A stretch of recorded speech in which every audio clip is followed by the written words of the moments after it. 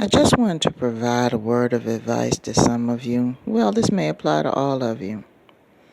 When it comes to answering questions, decide how and when you're going to answer them and who you're going to answer them to. Now, I'm not talking about a legal situation. I'm just talking about life in general.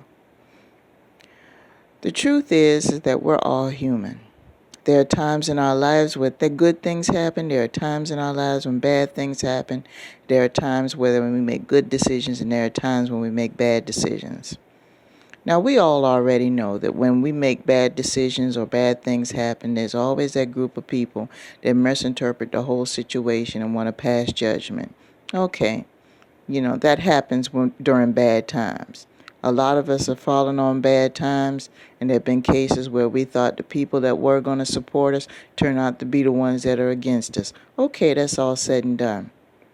But if you know anything about this thing called life and you've already prescribed to your higher spiritual calling, you already know that those negative situations are gone and done, and it was temporary, and you've ascended, and you've moved on. And hopefully you've learned from it so it won't happen again. But there are some people in this world, for some reason, they decide 5, 10, 15, 20, 25, 30 years later to come and ask you about your negative situation. Ask you about the decision that you made or didn't make. Ask you about the details of going through. Trying to take you back in that mindset to that negative situation when you've obviously moved on.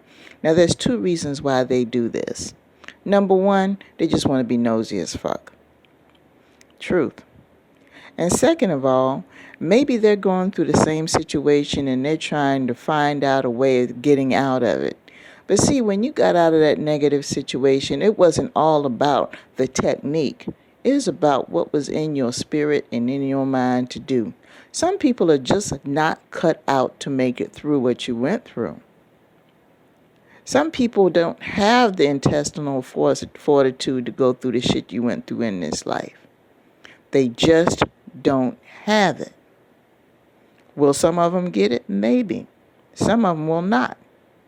And they're trying to figure out why you're still here, why you're looking better and feeling better and doing better than you did before, because all they have in their mind is that picture of you when you was in that fucked up situation. That's all they can think about. So what do you do when they come to you all this time later and start asking questions? The choice is yours. Do what you feel good in your spirit. But I'm going to tell you the truth. I would be highly skeptical, especially if it was someone who didn't even take an active part into your recovery or helping you get out of the situation. Or someone who stabbed you in the back. All of a sudden, after all this time, they want to come and get the gory details. In my book, if you weren't there to ask questions and to lend a helping hand while I was going through the shit, don't ask me about it later on. Because I'm going to question your motives. I'm going to want to know why and what you want. Besides, maybe I don't want to mentally revisit those times. And actually, I think that's a little bit disrespectful. What do you guys think? Tell me in the comments if you ever had a situation where you went through a tough time and the people that you thought that were going to be there didn't say anything during that time or offer a helping hand, and they come to you later on asking questions. Do you go ahead and divulge the details, or do you put them in their place? I choose the latter. See, I'm not afraid to fight a battle when it's necessary. Just saying.